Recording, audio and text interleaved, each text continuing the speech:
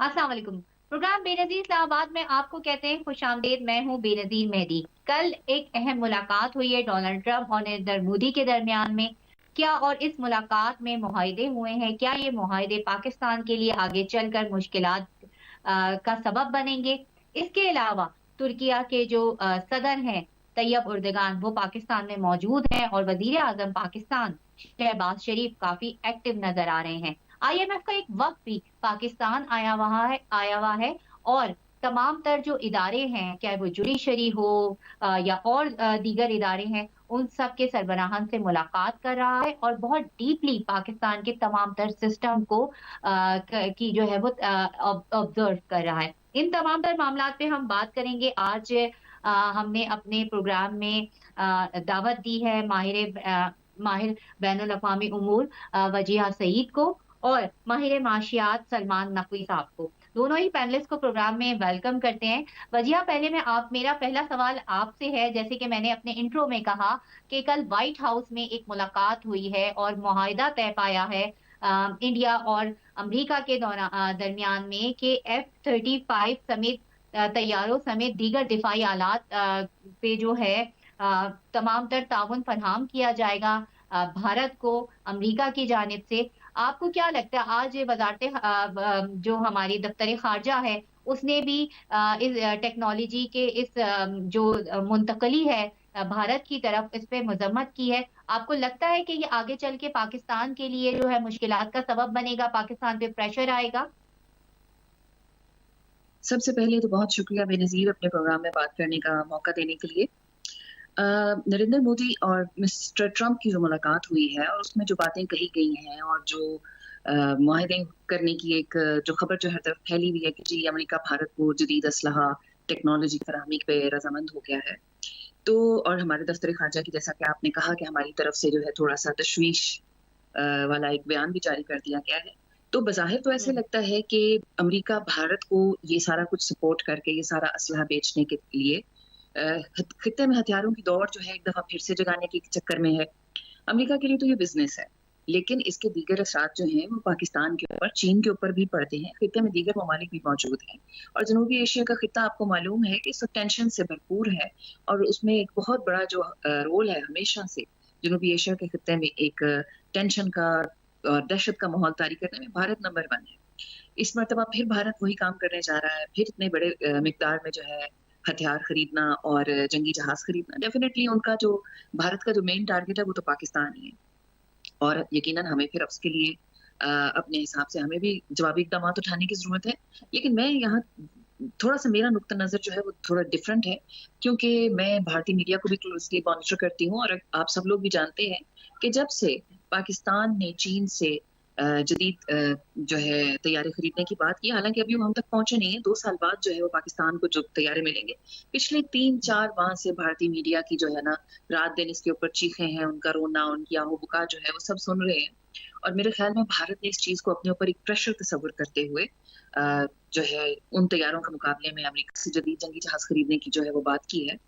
और जितनी देर में ये जहाज भी भारत तक पहुंचेंगे उस वक्त तक यकीनन हालात में मजीद चेंजेस आ चुके होंगे, क्योंकि आज का जो तिजारती मुआहिदा अभी हो रहा है, इस मुआहिदे को फाइनलाइज होने में और ये तमाम सामान भारत पहुंचने में यकीनन साल से ऊपर का अरसा लगेगा, 2 साल भी लग सकते हैं, उससे ज्यादा टाइम भी हो सकता है। तो ये दुरुस्त है कि इससे खित्ते में हथियारों की दौड़ जो है वो एक मरतबा फिर जो है उसकी तरफ सबको जाना पड़ेगा। छोटे ममालिक पाकिस्तान समेत सब ममालिक इसको अपने लिए खतरा महसूस करेंगे, लेकिन अमेरिका को अपनी पॉलिसियों में थोड़ा सा चेंज करना चाहिए और इस खित्ते को, खासतौर पे जनूबी एशिया के खित्ते को पुरअमन करने के लिए भारत को अमेरिका ने हमेशा से जो एक खास तरजीह दे रखी है पाकिस्तान के ऊपर, उसमें अमेरिका को अपनी पॉलिसी में चेंज लाने की जरूरत है। बिल्कुल, अपनी पॉलिसी में चेंज लाने की ज़रूरत है और जैसे कि एक मुआहिदा जो है वो लग रहा है कि अब मुस्तकबिल में परेशानी का बाइस बनेगा। नकवी साहब, एक और मुआहिदा, यानी मैं आईएमएफ की बात कर रही हूँ कि आईएमएफ का वक़्त यहाँ पर आया हुआ है और वो मुख्तलिफ इदारों में जाकर हमने देखा कि पहले सिर्फ़ आईएमएफ ये मॉनिटर करता था कि हमारे पास रेवेन्यू कितना जनरेट होता है, यानी हमारे पास जो है पाकिस्तान के पास या किसी भी मुल्क को जो कर्ज़ दिया जाता है वो कर्ज वापस करने की सलाहियत कितनी होती है। मगर अब की दफा जो आईएमएफ का दौरा, इसमें लग यूं रहा है کہ IMF نے اپنا دائرہ جو ہے وہ کافی وسیع کر دیا ہے. وہ چیف جسٹس سے بھی مل رہے ہیں، وہ FBR میں بھی جا رہے ہیں، اور ان کے مختلف ماہر معاشیات سے بھی ملاقاتیں ہو رہی ہیں. تو یہ سب صورتحال کو آپ کیسے دیکھ رہے ہیں کہ اس بات کو تنقید کا جو نشانہ بھی بنایا جا رہا ہے؟ بسم اللہ الرحمن الرحیم. پہلے تو بہت شکریہ، آپ نے مجھے اس پروگرام میں انوائٹ کرا. دیکھیے IMF کا یہ جو مشن آیا ہوا ہے اور ایک اور مشن آئے گا مارچ میں، تو ان دونوں میں کافی فرق ہے، اس کا کوئی تعلق نہیں بنتا ہے. یہ جو موجودہ اس وقت ایک وقت آیا ہوا ہے، ایک ایگریمنٹ IMF نے 2018 اور 20 کے درمیان بہت سارے ممالک سے کرا تھا پوری دنیا میں، جس کے تحت IMF جو ہے وہ بہت سے اداروں کے اسٹرکچرل بینچ مارک ڈیسائیڈ کرے گئے تھے کہ اس حد تک جو ہے اس ادارے میں یہ لیول ہونے چاہیے. اس میں عدلیہ بھی ہے، اس میں گورننس بھی ہے، اور بھی دیگر چیزیں ہیں. یہ 2018 اور 20 اور 22 کے درمیان بہت سارے ملکوں میں یہ IMF نے ایگریمنٹ کرا تھا. پاکستان نے بھی اس ایگریمنٹ کا حصہ بنا تھا، اور اس کے تحت بہت سارے افریقی ممالک اور سری لنکا سمیت IMF یہ دورے کر چکا ہے. پاکستان میں یہ اب آیا ہے، اور آنے کے بعد یہ عدلیہ اور اس سے ریلیٹڈ کچھ بینچ مارک ڈیسائیڈ کرے گئے. اس کا قطعی ہمارے موجودہ پولیٹیکل سرکمسٹانسز سے کوئی تعلق نہیں ہے. اٹ واز آلریڈی ڈیسائیڈڈ کہ up to some extent IMF جو ہے وہ گورننس اور عدلیہ اور دوسرے ایشوز کو چیک اینڈ بیلنس میں لائے گا، اور اس کا رزلٹ جولائی اگست تک آئے گا، ہے نا. اب جبکہ ایک اور مشن آئے گا جو پاکستان نے IMF سے لون لیا ہوا ہے، اور جو ایکسٹینڈڈ فنڈ فیسلٹی کے تحت ہے، اور اس کے تحت پاکستان نے اگلی غالباً 1.2 بلین یا $2 بلین کی جو ٹرانچ اچیو کرنا ہے، اس کا ریویو آئے گا. اس ریویو میں تو وہ ہمارے فائنینشیل سیکٹر، فائنینشیل پوزیشن کو جو ہے چیک کریں گے کہ آیا IMF کے نے جو ٹارگیٹس دیے تھے ریونیو کے، ٹیکس کلیکشن کے، پرائیویٹائزیشن کے اور دیگر تمام ٹارگیٹس کو پاکستان کس طرح سے اچیو کر رہا ہے، کس طرح سے ٹریک کر رہا ہے. اور الحمدللہ according to the finance ministry اور پرائم منسٹر کی، پاکستان ان تمام ٹارگیٹس کو اچیو بھی کر چکا ہے، وہ ٹریک پر. اور یہ کافی پازیٹیو ہے کہ اس ریویو کا جو بھی ریویو ہوگا اس میں پاکستان سکسیسفلی کامیاب ہو جائے گا. تو لہٰذا یہ دونوں علیحدہ چیزیں ہیں، اس کا ان سے کوئی تعلق نہیں بنتا ہے. موجودہ جو ریویو اس وقت ہو رہا ہے، اس کا رزلٹ جولائی اگست تک آئے گا، جبکہ مارچ میں جو اگلی پاکستان کی ٹرانچے ہے جس سے پاکستان کی معیشت کا بہت بڑا دار و مدار ہے، اس کا رزلٹ مارچ میں ہی آ جائے گا. تو لہٰذا ان دونوں سے کوئی اس طرح سے تعلق بنتا نہیں ہے. However، اس کا رزلٹ بھی بہرحال اہمیت رکھے گا، لیکن اس کا رزلٹ آنے میں کافی ٹائم لگے گا. اور میں سمجھتا ہوں جب ایک ایگریمنٹ 2018 اور 20 کے درمیان ہوا ہے تو یقیناً اس کی تیاری بھی ہوگی، ہماری حکومت کی جانب سے پہلے سے اس کی ساری منصوبہ بندی کری گئی ہوگی. یہ ایک ایسی چیز نہیں ہے کہ اچانک ہوئی ہو، اچانک آ رہے ہوں، یا اچانک کوئی نئی چیز مسلط کی جا رہی ہو. ایسا ہرگز نہیں ہے. بالکل ایسا ہرگز نہیں ہے. اچھا وجیہہ، یہ جو IMF کا وقت یہاں پر آیا ہوا ہے کہ اس نے ایک تو چلے ٹیکنیکل باتیں وہ ابھی ہمیں نقوی صاحب نے بتا دی ہیں، کہ بڑی پازیٹیو باتیں بھی کی MD IMF نے کہ پاکستان میں جو مہنگائی کی شرح ہے اس میں کمی آ رہی ہے، اکانومی سٹیبل ہو رہی ہے. اس کا انٹرنیشنل امپیکٹ آپ کیا دیکھ رہی ہیں؟ دیکھیے کسی بھی ملک کے لیے اس کی معاشی ترقی میں جو بہتری آتی ہے وہ یقیناً اس کا ایک جو ہے پوری دنیا میں اس کا جو ایک رتبہ ہے وہ مزید بہتر ہو جاتا ہے. جیسا کہ اپنی عام زندگی میں ہم نے دیکھا ہے کہ جو لوگ فائنینشلی اسٹرانگ ہوتے ہیں ان کو معاشرے میں ذرا عزت دی جاتی ہے. پاکستان ایک بہت بڑا ملک ہے، 25 کروڑ کی آبادی ہے، ایک ایٹمی طاقت ہے، اور ہمارے پاس بہت زیادہ پوٹینشیل ہے، ٹیلنٹ ہے، اور ہم دنیا میں ایک بہت بڑا کردار ادا کرنے کی اہلیت رکھتے ہیں. لیکن بدقسمتی سے ہماری جو معاشی صورت حالات چلتی رہی ہے گزشتہ چند سالوں سے، جو خاص طور پر چل رہی ہے، اور ایک تو پولیٹیکل انسٹیبلٹی، اس کے اوپر فائنینشیل انسٹیبلٹی، اس نے پاکستان کی خارجہ پالیسی کو بھی نقصان پہنچایا ہے. دنیا میں پاکستان کی قد و قامت اور رتبے میں بھی کمی کی ہے. اور یہ خوش آئند بات ہے میرے نزدیک کہ پاکستان کی جو ہے جو ہماری معاشی صورتحال ہے اس میں بہتری آ رہی ہے، مہنگائی کم ہو رہی ہے. لیکن اس کے باوجود اگر آپ ایک عام آدمی کے نقطہ نظر سے دیکھیں تو زندگی ابھی بھی بہت سخت ہے اور اس میں مزید بہتری لانے کی ضرورت ہے. اور IMF کو بھی یہ سمجھنا چاہیے کہ ان کا کام جو ہے وہ صرف ایک بنیے والا کام ان کا نہیں ہوتا. موسٹلی جہاں پر وہ خود کہتے ہیں کہ وہ دنیا میں بہتری لانا چاہتے ہیں, ملکوں کو اس لیے قرض فراہم کیے جاتے ہیں تاکہ ان کی معاشی صورتحال بہتر ہو. تو ایسے قرض کا بظاہر کوئی فائدہ تو نظر نہیں آتا جو آپ کی معاشی زندگی کو اور آپ کے عوام کی زندگی کو مزید تلخیوں سے بھر دے, لیکن اللہ کا شکر ہے کچھ بہتری جو ہے کچھ محسوس ہونی شروع ہوئی ہے. کچھ آثار ہیں کہ آنے والے چند ماہ میں حالات مزید بہتر ہوں گے. تو جہاں پر وہ مختلف اداروں میں جا رہے ہیں, حکومت کے مختلف اداروں کے ساتھ مل کر جو ہے وہ ایک معاشی پلان جو ہے وہ تشکیل دے رہے ہیں, وہاں پر یقیناً انہیں عوام کی سوچ اور ان کی جو عوام کی پریشانیاں ہیں ان سے بھی ان کو آگاہی ہونی چاہیے. اور اس میں حکومت کا جو ہے نا بہت بڑا ہاتھ ہے کہ حکومت معاہدہ کرتے ہوئے کن شرائط کو قبول کرتی ہے. تو میرے خیال سے اوور آل تو بہرحال ہم سب دیکھ رہے ہیں, لیکن عام عوام تک اس کے ثمرات کب تک پہنچیں گے اس کا انتظار سب سے زیادہ ہے. بالکل انتظار سب سے زیادہ ہے. ہم نے ایک اور بھی ہم دیکھ رہے ہیں کہ پاکستان میں ایکٹیویٹی ہو رہی ہے اور بڑی رنگا رنگ ایکٹیویٹی ہو رہی ہے کہ طیب اردگان یہاں آئے ہیں, ان کا بڑا پرجوش استقبال کیا گیا ہے.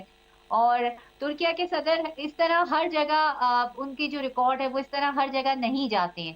اور ہم نے یہ بھی دیکھا ہے کہ درجنوں MOUs جو ہے وہ سائن کیے گئے ہیں. انہوں نے ایک بہت امپورٹنٹ خطاب بھی کیا. آج دفتر خارجہ کی طرف سے بھی کہا گیا کہ کشمیر میں کشمیر کا جو پاکستان کے لیے سٹینڈ ہے اس کو سراہایا, اور آگے بھی پاکستان کا ساتھ دینے کا اکنامکلی بھی اور ویسے بھی جو ہے انہوں نے اس بات کا سگنل دیا. کس طریقے سے دیکھ رہی ہیں آپ طیب اردگان کے اس دورے کو پاکستان کے لیے, اور پاکستان نے جس پرجوش طریقے سے ان کا استقبال کیا ہے, ان کو جو ہے ویلکم کہا ہے, تو یہ بھی پوری دنیا میں اور خطے کے لیے خاص طور پہ بہت زیادہ امپورٹنٹ ہے کہ پاکستان جو ہے وہ اپنی جڑیں تھوڑی مضبوط کر رہا ہے.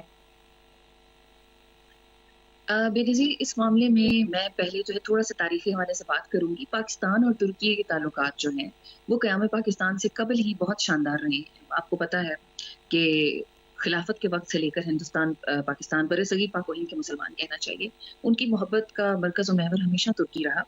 اور جب مصطفیٰ کمال پاشا نے نئی ترک سلطنت کی, جدید ترک سلطنت کی بنیاد رکھی, تو بھی اس خطے کے مسلمانوں نے ان کو بڑے دل و جان سے خوش آمدید کہا اور ان کی اصلاحات کو بھی پسند کیا. قائد اعظم بھی جو ہے اتا ترک کے بڑے فین تھے اور انہوں نے ان کو ایک جری سپاہی اور عظیم جرنیل کا اور اچھے لیڈر کا خطاب بھی دیا. تو پاکستان اور ترکی کے تعلقات پاکستان بنتے وقت سے آج تک مثالی رہے ہیں. کبھی جو ہے وہ ہوتا ہے کہ اتنی گرم جوشی نہیں رہتی, شاید اس طرح کے معاملات نہیں چل رہے ہوتے, شاید ہمارا تجارتی جو ہے تعلق اتنا مضبوط نہیں ہوتا, کیونکہ دو ممالک کے تعلقات کے بیچ میں آپ کی تجارت بھی ایک بہت بڑا اہم کردار ادا کرتی ہے. تو طیب اردگان اس مرتبہ جو پاکستان آئے ہیں, لاسٹ ٹائم وہ آئے تھے 2020 میں, 5 سال بعد تقریباً ان کا یہ دوبارہ وزٹ ہوا ہے. اور یہ بات آپ کی درست ہے کہ وہ ہر جگہ نہیں جایا کرتے اس طرح, اور جس طریقے سے اس مرتبہ ان کو خوش آمدید کہا گیا وہ یقیناً یادگار ایک موقع بنا.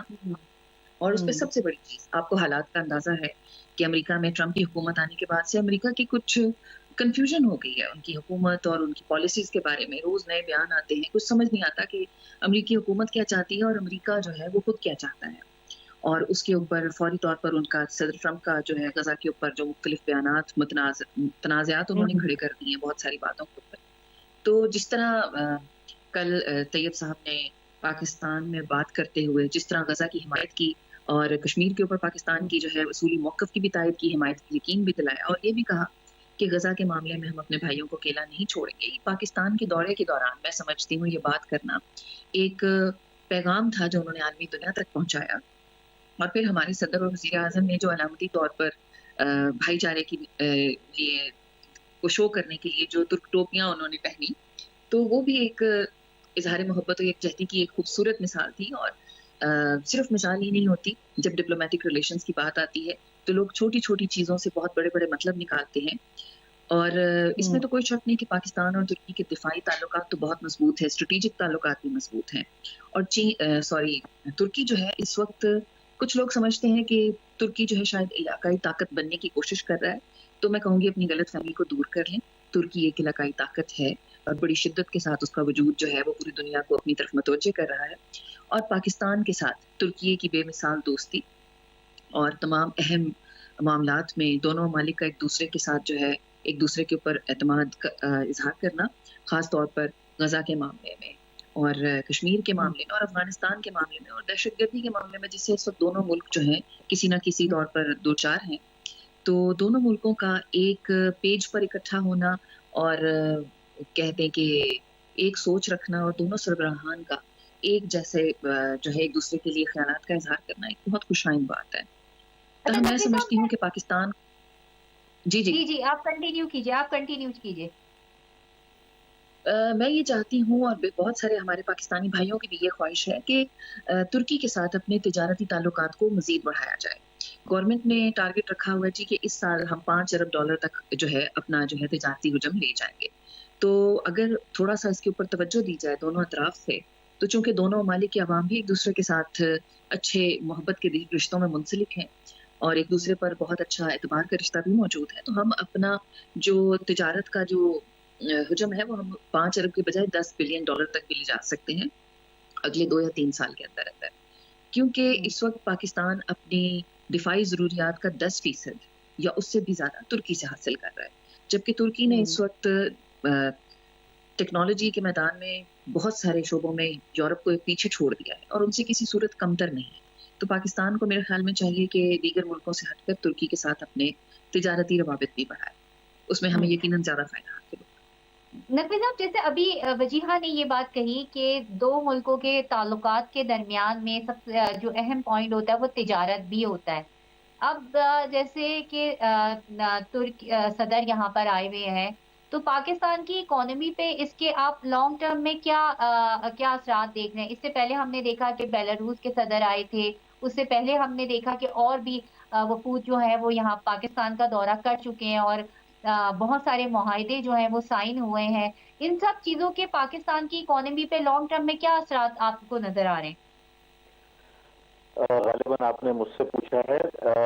دیکھیں، یقیناً موجودہ حکومت جس طریقے سے کوششیں اور محنت کر رہی ہے، ابھی کچھ دنوں قبل سعودی عرب کا بھی ایک انویسٹر کا ڈیلیگیشن پاکستان وزٹ کر کے گیا، تقریباً $1.5 ارب کے MOU سائن کر کے گیا ہے.